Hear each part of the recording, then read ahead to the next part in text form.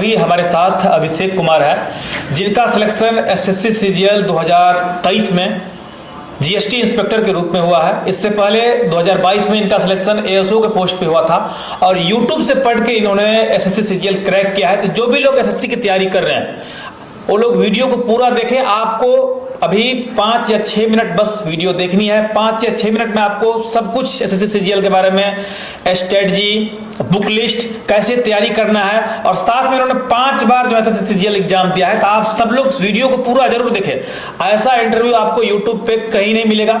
सबसे पहले आप अपने बारे में शुरुआत से बताइए, अपना एजुकेशनल बैकग्राउंड, नाम वगैरह। मेरा नाम अभिषेक कुमार है। Currently I am assistant section officer in ministry of housing and urban affairs. I have selected for CGST inspector through SSC CGL 2023, securing rank 297।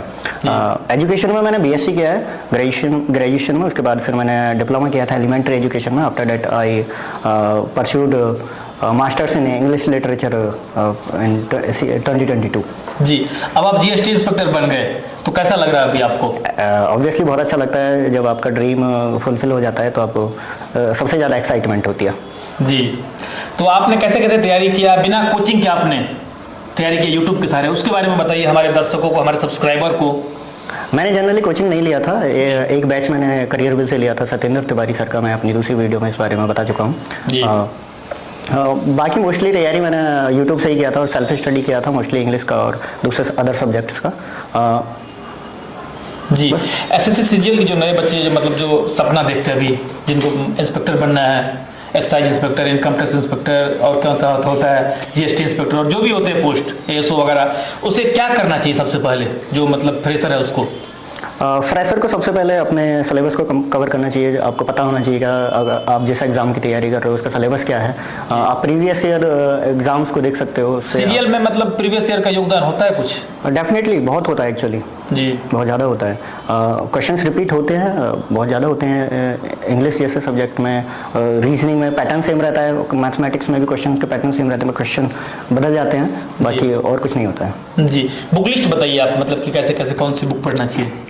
Books market में आजकल बहुत सारी अवेलेबल हैं और सबको अवेयरनेस होती है। यूट्यूब से भी आप अलग अलग चैनल से अवेयरनेस ले सकते हैं। ऐसा नहीं है जो बुक मैं बताऊंगा वही सैक्रोसैंक्ट हैं। इंग्लिश के लिए मैं आपको रिकमेंड करना चाहूँगा, इंग्लिश में नीतू मैडम हैं, उनकी वॉल्यूम 1 और 2 आती है। जो फ्रेशर्स होते हैं, स्टार्ट कर रहे हैं अभी, उनके लिए सबसे बेस्ट बुक है। उसके बाद वोकेबुलरी के लिए एक ब्लैक बुक आती है निखिल गुप्ता सर की। वो ब्लैक बुक प्रीवियस ईयर का होता है? ब्लैक बुक में एक्चुअली ज़्यादातर क्वेश्चन प्रीवियस ईयर होते हैं और वो सबसे ज़्यादा एसएससी ओरिएंटेड प्रिपरेशन आपको कराती है, as far as vocab development is concerned. जी, और मैथ्स वगैरह के लिए क्या किया था आपने?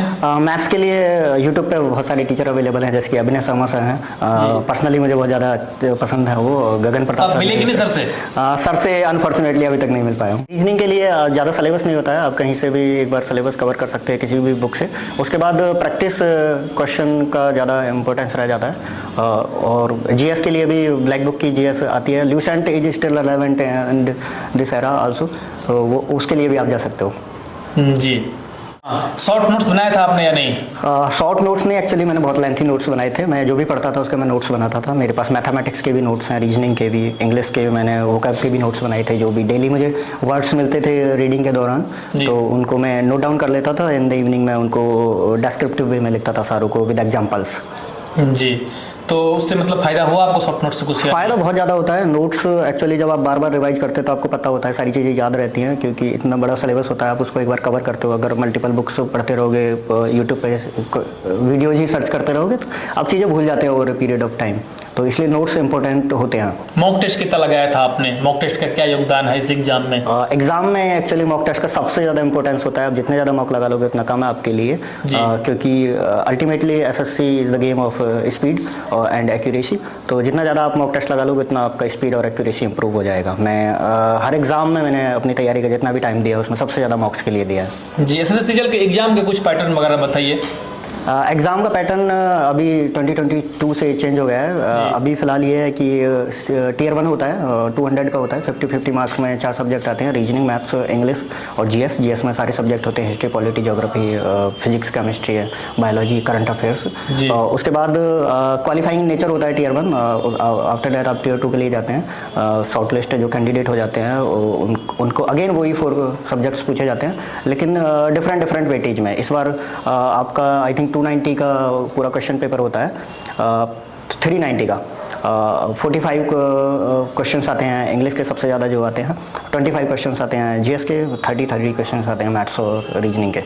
और इसके अलावा कंप्यूटर भी क्वालिफाइंग इन नेचर होता है, 20 क्वेश्चंस उसके भी आते हैं, आपको उसमें भी एक पर्टिकुलर थ्रेशोल्ड को क्लियर करना होता है। कई एस्पिरेंट ऐसे होते हैं जो कि तैयारी तो करते हैं सीजीएल के बहुत मन से, लेकिन उसका सिलेक्शन कभी नहीं होता है फाइनल रूप से।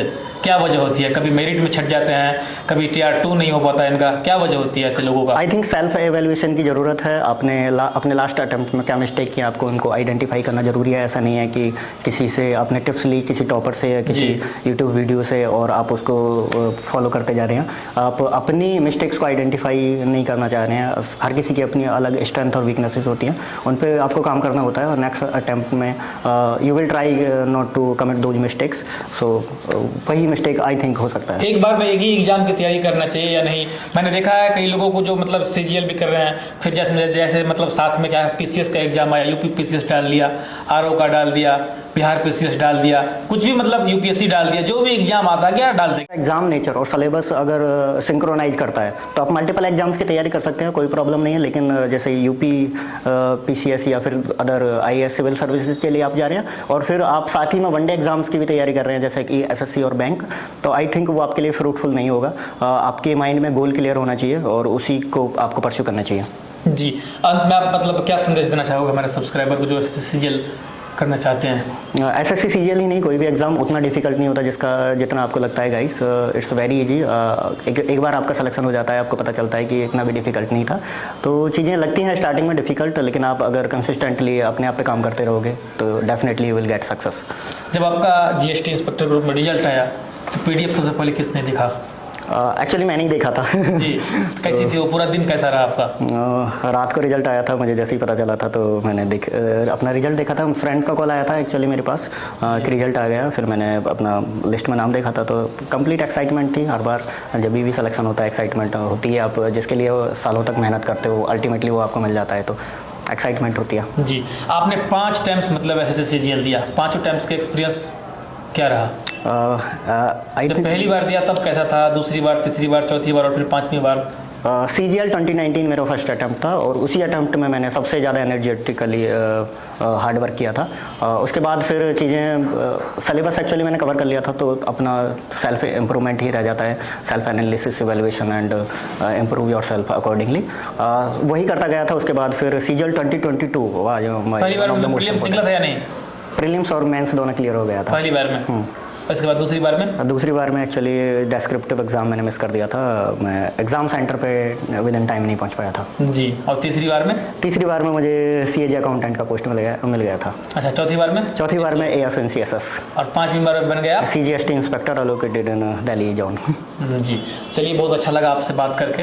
बाकी एक और क्वेश्चन रह गया मेरा कि जीके जीएस के लिए आपने क्या किया था, कैसे किया था? जीके जीएस के लिए भी मैंने वही सेम स्ट्रेटेजी, मैं नोट्स बनाया था, मैंने यूट्यूब से क्लासेस की थी, कुछ मैंने एक लोकल कोचिंग इंस्टीट्यूट ज्वाइन किया था बुलंदशहर में, तो नोट्स बनाता था, और फिर बाद में उसके बाद में जो मॉक टेस्ट में क्वेश्चंस आते हैं सारे मैं नोट डाउन कर लेता है एक्चुअली उन्हीं नोट्स में। तो मेरे नोट्स ही मेरे लिए सबसे ज़्यादा फ्रूटफुल रहे हैं जीएस के लिए।